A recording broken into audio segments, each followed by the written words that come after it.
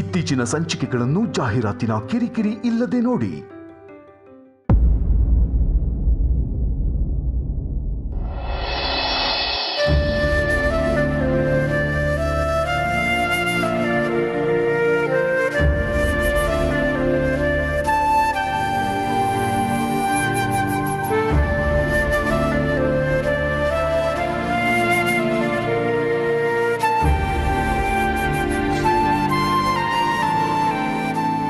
ಎರಡು ದಿವಸ ನೀನಿಲ್ಲದೆ ಸೋಗಲಾಡಿ ಮನೆಯೆಲ್ಲ ನಿಭಾಯಿಸು ಸುಸ್ತಾಗ್ಬಿಟ್ಟಿದ್ದಾಳೆ. ಸದ್ಯ ಈಗಲಾದರೂ ನೀ ಬಂದಿಯಲ್ಲ ಅಂತ ನಾವು ಖುಷಿಗೆ.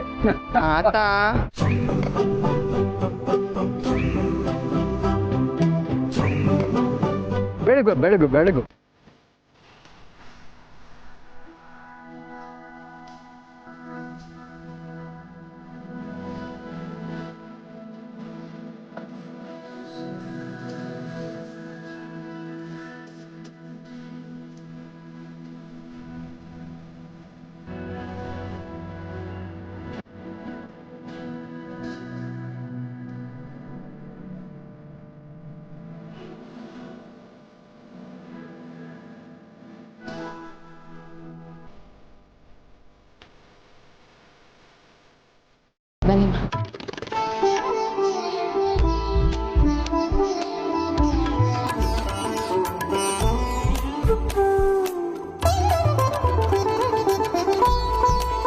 ಹೇಗಿದ್ದೀರಾ ಅಣ್ಣ? ನಾನು ಚೆನ್ನಾಗಿದ್ದೀನಿ. ನಾನು ಆಸ್ಪತ್ರೆಗೆ ಬರಬೇಕು ಅಂತಿದ್ದೆ, ಆಗಲಿಲ್ಲ, ಕ್ಷಮಿಸಿ. ಹೌದು ತುಳಸಿ, ನಿನ್ನೆ ಇವರು ಶೇಷು ಗೋದಾವರಿ ಎಲ್ಲ ನಿನ್ನ ನೋಡೋದಕ್ಕೆ ಅಂತ ಹಾಸ್ಪಿಟ್ಲಿಗೆ ಹೊರಟಿದ್ರು. ಆದರೆ ನೀನು ICUನಲ್ಲಿದ್ದೀಯಾ, ಅಲ್ಲಿ ಯಾರನ್ನೂ ಬಿಡೋದಿಲ್ಲ ಅಂತಂದ್ಬಿಟ್ಟು ನಾನೇ ಬೇಡ ಅಂತ ಹೇಳಿದೆ. ಪರವಾಗಿಲ್ಲ ಅಣ್ಣ, ನೀವು ಇಲ್ಲಿಗೆ ಬಂದಿದ್ದು ನೋಡಿ ತುಂಬ ಖುಷಿ ಆಯಿತು. ನಿಮ್ಮನ್ನು ನೋಡಿ ತುಂಬ ದಿನ ಆಗಿತ್ತಲ್ಲ. ಅಮ್ಮ, ಡಾಕ್ಟರ್ ನಿಮಗೆ ಜಾಸ್ತಿ ಮಾತಾಡಬೇಡಿ ಅಂತ ಹೇಳಿದ್ದಾರೆ ಅಲ್ವಾ? ಬನ್ನಿ, ಸ್ವಲ್ಪ ಹೊತ್ತು ರೆಸ್ಟ್ ಮಾಡಿ ಆಮೇಲೆ ಎಲ್ಲರ ಜೊತೆ ಮಾತಾಡ್ಬೋದಂತೆ. ಹೌದು ತುಳಸಿ, ಹೋಗಿ ಸ್ವಲ್ಪ ರೆಸ್ಟ್ ತಗೋ. ಸರಿ, ಇದು ಮೆಡಿಸಿನ್ಸ್ ಎಲ್ಲ ಯಾವಾಗ ಕೊಡೋದು ಅಂತ ಹೇಳಿಬಿಡ್ತೀನಿ, ಮರೀದೆ ಕೊಟ್ಬಿಡು. ಒಂದು ನಿಮಿಷ ಮಾಧವ್ ಸರ್, ಅಮ್ಮನ ಮಲಗಿಸ್ಬಿಟ್ಟು ಬರ್ತೀನಿ.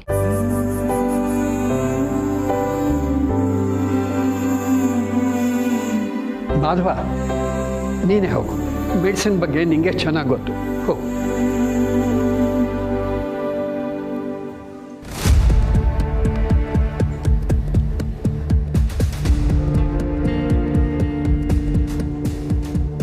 ರವೀಂದ್ರ ಅವರೇ, ಪಾಪ ಬೆಳಗಿಂದ ಇಲ್ಲೇ ಇದ್ದೀರಿ, ಸ್ವಲ್ಪ ರೆಸ್ಟ್ ತಗೊಳ್ಳಿ. ನೀವು ನನ್ನ ರೂಮ್ಗೆ ಹೋಗಿ.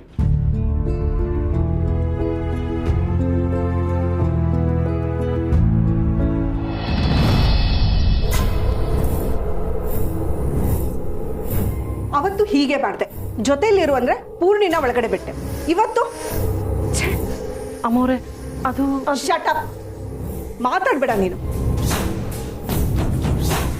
ನನಗೆ ನಿಯತ್ತಾಗಿದೆಯಾ ಅನ್ನೋ ಒಂದೇ ಕಾರಣಕ್ಕೆ ನಿನ್ನನ್ನು ಕೆಲಸದಲ್ಲಿ ಉಳಿಸ್ಕೊಟ್ಟಿರೋದು.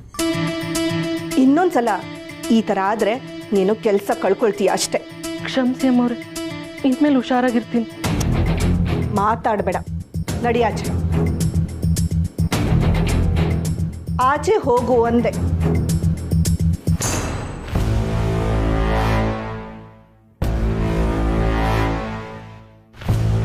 ನಿನಗೆ ಹೇಳಿದ್ದು ಒಂದೇ ಒಂದು ಕೆಲಸ, ಅದನ್ನು ಮಾಡೋಕ್ಕಾಗಲ್ಲ ನಿನಗೆ?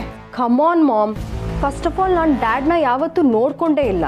ನೀನು ಹಾಸ್ಪಿಟ್ಲಿಗೆ ಹೋಗಿದ್ಯಾ ಅಂತ ನಾನು ಬೈಕೊಂಡು ಅವ್ರಿಗೆ ಸೂಪ್ ಕುಡಿಸ್ತಾ ಇದ್ದೆ, ಅವ್ರು ಕುಡಿತಾನೇ ಇರಲಿಲ್ಲ. ನನಗೆ ಕೋಪ ಬಂತು. ಅಷ್ಟರಲ್ಲಿ ರತ್ನ ಬಂದ್ಲು, ಅವಳು ಕೊಡು ಅಂತ ಕೊಟ್ಟೆ ಅಷ್ಟೇ. ಅಷ್ಟರಲ್ಲಿ ಬೆಡ್ಡಿಂದ ಬಿದ್ಬಿಟ್ರು. ಅದಕ್ಕೆ ನಾನೇನು ಮಾಡೋಕ್ಕಾಗುತ್ತೆ ಹೇಳು? ಅಷ್ಟರಲ್ಲಿ ನನಗೆ ಟೆನ್ಷನ್ ಆಗಿ ನಿನಗೆ ಫೋನ್ ಮಾಡೋ ಹೊತ್ತಿಗೆ ಆ ಪೂರ್ಣಿ ಬಂದ್ಲು. ಅವಳು ಗೊತ್ತಾದ್ರೆ ಕೇಳಬೇಕಾ? ಇಡೀ ಮನೆಗೆ ಡಂಗೂರ ಸಾರದ್ಲು. ನಿನ್ನ ನಾನು ರೂಮ್ ಬಿಟ್ಟು ಎಲ್ಲೂ ಹೋಗಿಲ್ಲ. ಪೂರ್ಣಿಗೆ ಗೊತ್ತಾಗಿದ್ರಿಂದ ಅವಳು ಅವಿಬ್ರೋ ಕಾಲ್ ಮಾಡಿದ್ಲು. ಅವನ್ ಡಾಕ್ಟರ್ನ ಕರೆಸ್ದ, ನಾನೇನ್ ಮಾಡಕ್ಕಾಗುತ್ತೆ?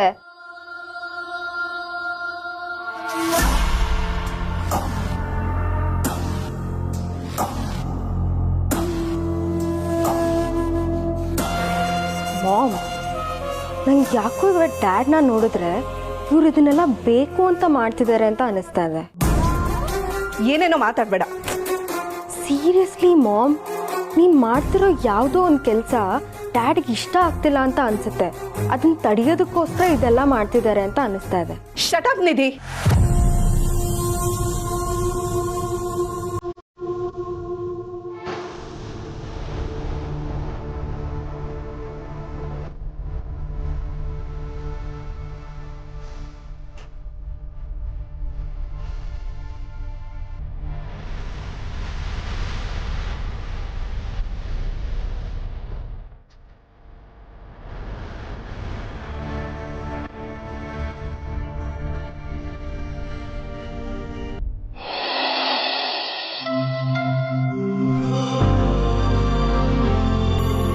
ಪರವಾಗಿಲ್ಲ ಪುಟ್ಟ, ನಾನು ಕೂತ್ಕೋತೀನಿ. ಯಾವಾಗಲೂ ನೀವು ನಮ್ಮ ಸೇವೆ ಮಾಡ್ತೀರಮ್ಮ. ಇವತ್ತು ನಿಮ್ಮ ಸೇವೆ ಮಾಡೋ ಅವಕಾಶ ಸಿಕ್ಕಿದೆ, ಮಾಡಕ್ಕೆ ಬಿಡಿ. ಏನಾದರೂ ಬೇಕಿದ್ರೆ ಹೇಳಿ ಅಮ್ಮ, ಅಡುಗೆ ಮನೇಲಿರ್ತೀನಿ. ಪುಟ್ಟ, ಎಲ್ಲ ನೀನೇ ಮಾಡ್ತಾ ಇದೀಯ, ತುಂಬ ತೊಂದರೆ ಆಗ್ತಾ ಇರಬೇಕು. ಅಮ್ಮ, ಇದು ತೊಂದರೆ ಅಲ್ಲ, ನನ್ನ ಕರ್ತವ್ಯ. ಇಷ್ಟು ದಿನ ಮನೇನ ನಿಭಾಯಿಸೋದು ಹೇಗೆ ಅಂತ ನಿಮ್ಮನ್ನು ನೋಡಿ ಅಲ್ಪ ಸ್ವಲ್ಪ ಕಲ್ತಿದ್ದೀನಿ. ಈಗ ಪ್ರಾಕ್ಟಿಕಲ್ ಆಗಿ ಫಾಲೋ ಮಾಡ್ತಾ ಇದ್ದೀನಿ ಅಷ್ಟೆ. ನೀವು ಚಿಂತೆ ಮಾಡಬೇಡಿ. ನಿಮಗೆ ರಾತ್ರಿ ಊಟಕ್ಕೆ ಏನು ಮಾಡಲಿ? ಗಂಜಿನೇ ಓಕೆನಾ ಅಥವಾ ಬೇರೆ ಏನಾದರೂ ಮಾಡಲಾ? ನಿನ್ಗೇನು ಸ್ವಲ್ಪನೋ ಅದನ್ನೇ ಮಾಡಿಬಿಟ್ಟ. ಸಿರಿ, ಇವತ್ತೊಂದಿನ ಬರೀ ಸೆಮಿ ಲಿಕ್ವಿಡ್ ಫುಡ್ಡೇ ಕೊಡಿ ಅಂತ ಹೇಳಿದ್ದಾರೆ. ಸರಿ, ಹಾಗಿದ್ರೆ ಗಂಜಿನೇ ಮಾಡ್ತೀನಿ. ಮಾಧವ್ ಸರ್, ನಿಮಗೆ ಜ್ಯೂಸ್ ಏನಾದರೂ ಕೊಡ್ಲಾ? ಸಾರಿ, ನೀವು ಮನೆಗೆ ಬಂದರೂ ನಿಮ್ಮನ್ನು ಸರಿಗೆ ವಿಚಾರಿಸ್ಕೊಳಕ್ಕಾಗಲಿಲ್ಲ. ನಾನೇನು ಹೊರಗ್ನವನ ಸಿರಿ ವಿಚಾರಿಸ್ಕೊಳ್ಳೋಕ್ಕೆ? ನನಗೇನು ಬೇಡ, ಮಾತ್ರೆ ಯಾವ್ದ್ಯಾವುದು ಅಂತ ತೋರಿಸ್ಕೊಟ್ಟು ಹೋಗೋಣ ಅಂತ ಬಂದೆ ಅಷ್ಟೆ. ಇದೆಲ್ಲ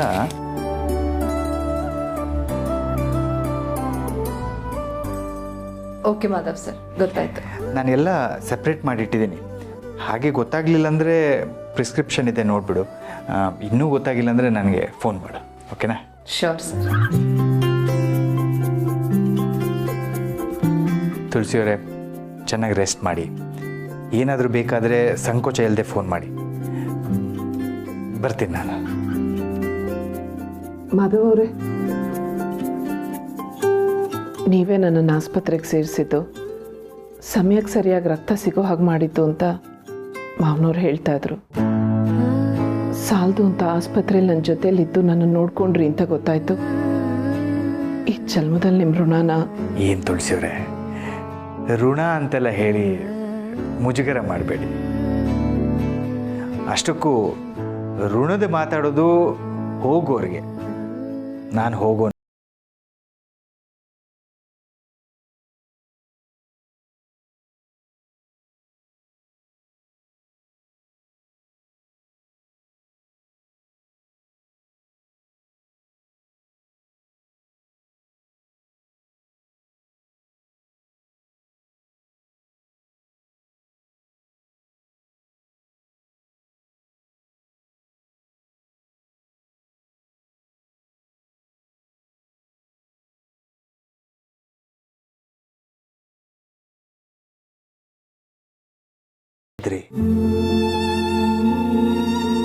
ಅಷ್ಟೊಂದು ನೋವಾಗುವಂಥ ಮಾತು ಮನೆಯಲ್ಲಿ ಏನು ಬಂದಿರುತ್ತೆ ಅಂತ ನನಗೆ ಅರ್ಥ ಆಗ್ತಿಲ್ಲ.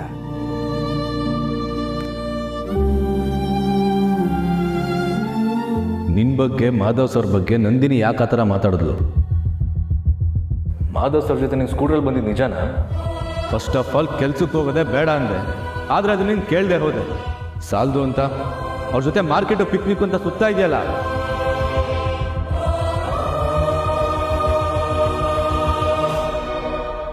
ದಯವಿಟ್ಟು ಕ್ಷಮಿಸಿ ತುಳಸಿಯವರೇ. ನಿಮಗೆ ನೋವು ಕೊಡೋ ಮಾತು ಅಂದರೆ ಅದು ಆಡೋದೇ ಬೇಡ. ನೀವು ಸಡನ್ನಾಗಿ ಹೊರಟು ಇಷ್ಟೆಲ್ಲ ಆಯ್ತಲ್ಲ, ಆ ಆತಂಕದಿಂದ ಕೇಳಿದೆ ಅಷ್ಟೇ. ಕ್ಷಮಿಸಿ ಮಾಧವ್ ಅವರೇ. ಪಾಪು ಏನು ಮಾತಾಡ್ದ ಅಂತ ಹೇಳಿದ್ರೆ ನಿಮ್ಮ ಮನ್ಸಿಗೂ ನೋವಾಗತ್ತೆ. ಅದಕ್ಕೆ ನಿಮ್ಗೇನು ಹೇಳೋಕ್ಕಾಗ್ತಿಲ್ಲ ನನಗೆ, ಕ್ಷಮಿಸಿ. ಒಂದೊಂದು ಕ್ಷಣ ಲೈಫಲ್ಲಿ ತುಂಬ ನೋವಾಗ್ಬಿಡುತ್ತೆ. ನಮ್ಮ ಹತ್ತಿರದವರೇ ನಮ್ಮನ್ನು ಅರ್ಥ ಮಾಡ್ಕೊಳ್ತಿಲ್ವೇನೋ ಅನಿಸುತ್ತೆ.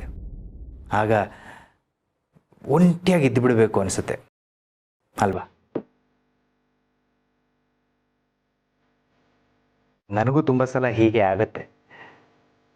ಆಗ ನಾನೇನು ಮಾಡ್ತೀನಿ ಗೊತ್ತಾ? ನಿಮಗೆ ರಾಮನಾಥ್ ನಗರದಲ್ಲಿ ಒಂದು ಗುಡ್ಡ ಇದೆಯಲ್ಲ, ನಾನು ಅಲ್ಲಿಗೆ ಹೋಗ್ತೀನಿ. ಅಲ್ಲಿಂದ ನಿಂತು ನೋಡಿದ್ರೆ ಸುತ್ತಮುತ್ತ ಇರೋ ಮನೆಗಳು, ಜನರು ಎಲ್ಲ ಸಣ್ಣದಾಗಿ ಕಾಣ್ತಾರೆ. ಹಾಗೆ ಅಲ್ಲಿರೋ ಎಷ್ಟೋ ಜನರ ಮಧ್ಯೆ ನನ್ನ ಸಮಸ್ಯೆನೂ ಚಿಕ್ಕದನಿಸುತ್ತೆ. ಹೀಗೆ ಮನಸ್ಸಿಗೆ ಸಮಾಧಾನ ಕೊಡೋ ಯಾವುದಾದ್ರೂ ಜಾಗಕ್ಕೋ ಯಾವುದಾದ್ರೂ ವ್ಯಕ್ತಿಗಳ ಹತ್ರನೋ ಹೋಗಿ ನಮ್ಮ ಮನಸ್ಸು ಹಗರ ಮಾಡ್ಕೋಬೇಕು ತುಳಸಿಯವರೇ. ಹೀಗೆ ನಮಗೆ ನಾವೇ ನೋವು ಕೊಟ್ಕೊಳ್ಳೋ ಕೆಲಸಕ್ಕೆ ಕೈ ಹಾಕ್ಬಾರ್ದು.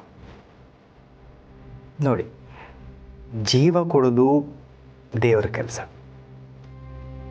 ಅದನ್ನು ಜೋಪಾನ ಮಾಡೋದು ನಮ್ಮ ಕೆಲಸ ಅಲ್ವಾ ತುಳಸಿಯವರೇ?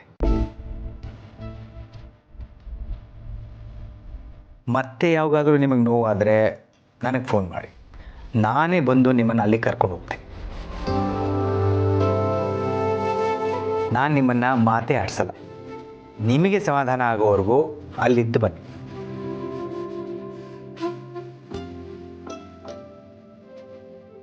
ತುಂಬ ಮಾತಾಡಿದೆ ಅನಿಸುತ್ತೆ, ನೀವು ರೆಸ್ಟ್ ಮಾಡಿ. ಏನೇ ಇದ್ದರೂ ಫೋನ್ ಮಾಡಿ, ಬರ್ತೀನಿ.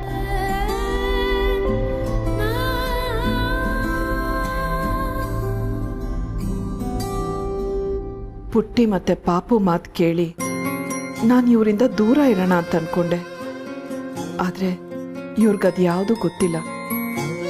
ನನ್ನ ಬಗ್ಗೆ ಇಷ್ಟೊಂದು ಕಾಳಜಿ ತೋರಿಸ್ತಾ ಇದ್ದಾರೆ. ಇನ್ಮೇಲೆ ನಾನು ಯಾವತ್ತೂ ಇವ್ರಿಗೆ ನೋವು ಆಗೋ ಥರ ನಡ್ಕೋಬಾರ್ದು.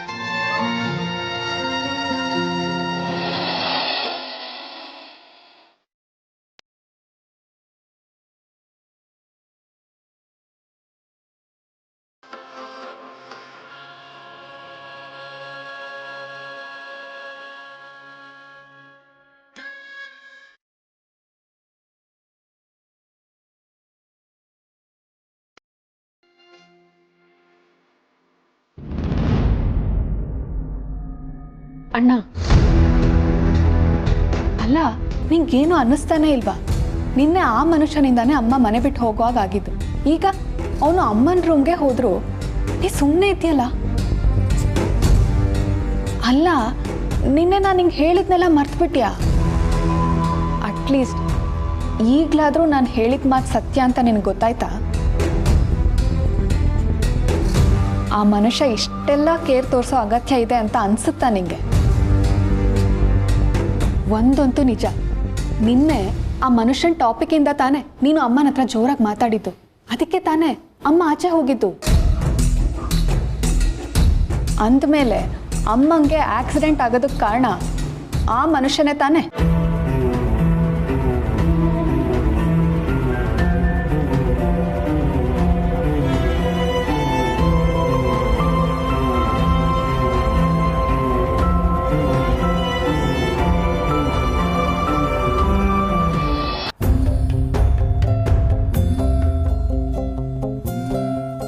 ನಾನಿನ್ನು ಬರ್ತೀನಿ ಅಂತ.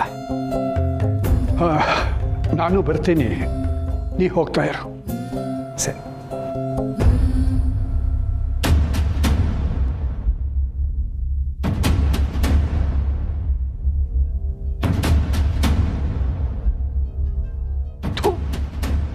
ನೀವಿಬ್ರು ತುಳಸಿ ಮಕ್ಕಳು ಅಂತ ಅನ್ನಿಸ್ಕೊಳ್ಳೋದಕ್ಕೆ ನಾಲಾಯಕ್ಕು. ಅವಳು ಈಗ ತಾನೇ ಮನೆಗೆ ಬಂದಿದ್ದಾಳೆ. ಅವಳನ್ನು ವಿಚಾರಿಸ್ಕೊಳ್ಳೋದಕ್ಕಂತೂ ನಿನ್ನ ಕೈನಲ್ಲಿ ಆಗೋಲ್ಲ. ಕೊನೆ ಪಕ್ಷ ಸುಮ್ಮನೆ ಇರೋದು ಬಿಟ್ಟು ಆಗಲೇ ಇವನು ಕಿವಿ ಚುಚ್ತಾ ಇದ್ದೀಯಲ್ಲ. ಏನು ನಿನ್ನ ಉದ್ದೇಶ? ತುಳಸಿ ಜೀವನನ ನಿನ್ನ ಕಂಟ್ರೋಲಿಗೆ ತಗೋಬೇಕು ಅಂತನಾ? ಇನ್ನು ನೀನು ನಿನ್ನ ವಿಷಯದಲ್ಲಿ ಇಷ್ಟು ಬೇಜಾರಾಗೋ ದಿನ ಬರುತ್ತೆ ಅಂತ ನಾನು ಅನ್ಕೊಂಡೇ ಇರಲಿಲ್ಲ.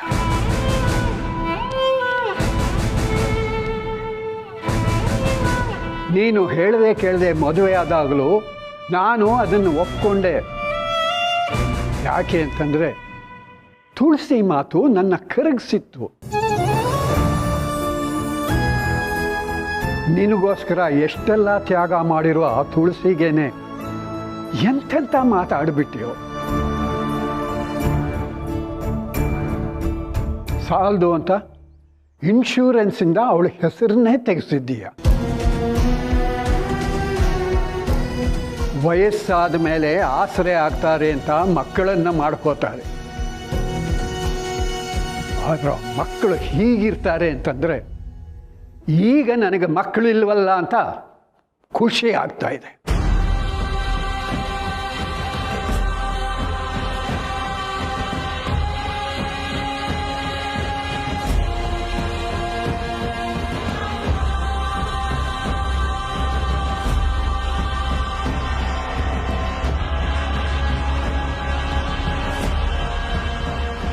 ಅದೇನೋ ಅಂತಿದ್ಯಲ್ಲ, ತುಳಸಿಗೆ ಆಕ್ಸಿಡೆಂಟ್ ಆಗೋದಕ್ಕೆ ಮಾಧವನೇ ಕಾರಣ ಅಂತ. ಅದು ತಪ್ಪು. ಅವಳ ಜೀವ ಉಳಿಯೋದಕ್ಕೆ ಕಾರಣ ಮಾಧವ. ಆ ಆಕ್ಸಿಡೆಂಟ್ಗೆ ಕಾರಣ ನೀವಿಬ್ಬರು.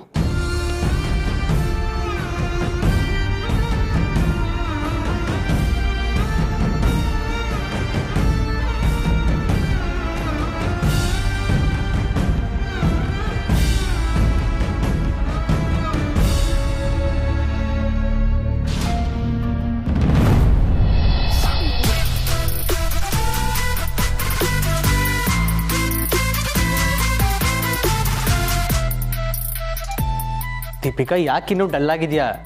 ನೀನು ಇಷ್ಟಪಡೋ ಕಡೆ ಎಲ್ಲ ಹೋಗಿ ಬಂದು ಆಯ್ತಲ್ಲ. ನಾವೀಗ ಮನೆಗೆ ಬಂದಿದ್ದೀವಿ. ನಮ್ಮದು ಜಾಯಿಂಟ್ ಫ್ಯಾಮಿಲಿ ಬೇರೆ ದೀಪಿಕಾ.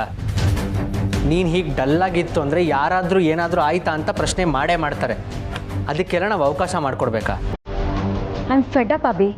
ಮನೆಯವರೆಲ್ಲ ಏನೋ ಅನ್ಕೊತಾರೆ ಅಂತ ನಾನು ನನ್ನ ಎಮೋಷನ್ಸ್ನ ಕಂಟ್ರೋಲ್ ಮಾಡ್ಕೊಂಡಿರೋಕ್ಕಾಗಲ್ಲ. ನಾನು ನಿನ್ನ ಹಿಂದೆ ಬಂದೆ, ನಾನೇ ಪ್ರಪೋಸ್ ಮಾಡಿದೆ, ನಿನ್ನೆ ಮದುವೆ ಆಗ್ತೀನಿ ಅಂತ ಹಠ ಹಿಡ್ದೆ ನಿಜ. ಈಗ ನಿನಗೋಸ್ಕರ ಎಷ್ಟೋ ಕಾಂಪ್ರಮೈಸ್ ಮಾಡ್ಕೊಂಡಿದ್ದೀನಿ. ನಿನಗೆ ಕೆಫೆ ವಿಷಯಕ್ಕೆ ಹರ್ಟ್ ಆಗಿದೆ ಅಂತ ನಿನ್ನ ಜೊತೆಲೇ ಇದ್ದು ನಿನಗೆ ಸಮಾಧಾನ ಮಾಡ್ಬೋದು ಅಂತ ನಿಮ್ಮ ಮನೆಗೂ ಬಂದು ಸೇರಿಕೊಂಡೆ. ಇಷ್ಟೆಲ್ಲ ನಾನು ಮಾಡಿದ್ದು ನಿನಗೋಸ್ಕರ. ಆದರೆ ನೀನು ನಂಗೆ ಮೂಡ್ ಆಫ್ ಆಗಿದೆ ಅಂದರೆ ಯಾಕೆ ಅಂತ ತಿಳ್ಕೊಳ್ಳೋಕ್ಕೂ ರೆಡಿ ಇಲ್ಲ ಅಲ್ವಾ ಅಭಿ? ಯಾವಾಗಲೂ ನಿನಗೆ ಬೇಜಾರಾದರೆ ನಾನು ಬಂದು ಸಮಾಧಾನ ಮಾಡಬೇಕು. ಆದರೆ ನನಗೆ ಕೋಪ ಬಂದಾಗ, ಬೇಜಾರಾದಾಗ ಯಾಕೆ ಏನು ಅಂತ ಕೇಳೋ ಕರ್ಟಸಿನೂ ಇಲ್ವಾ ನಿನಗೆ ಅಭಿ? ಹಾಗಲ್ಲ ದೀಪಿಕ್.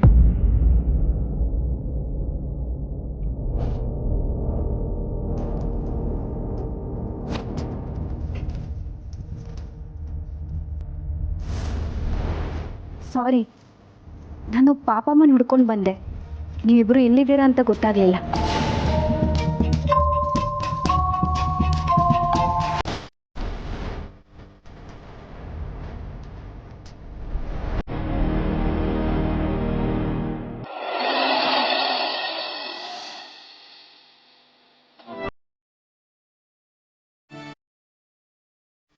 ಮೊಮ್ಮಗಳ ಭವಿಷ್ಯಕ್ಕೆ ಅಂತ ಆಗಲೇ 10 ಲಕ್ಷ ಬಾಂಡ್ ಮಾಡಿಟ್ಟೆ.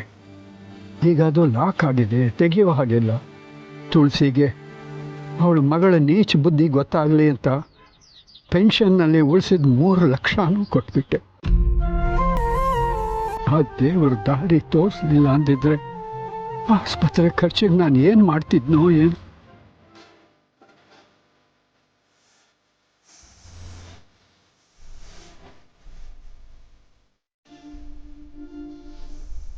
ದತ್ತ, ಏನಾಯ್ತು?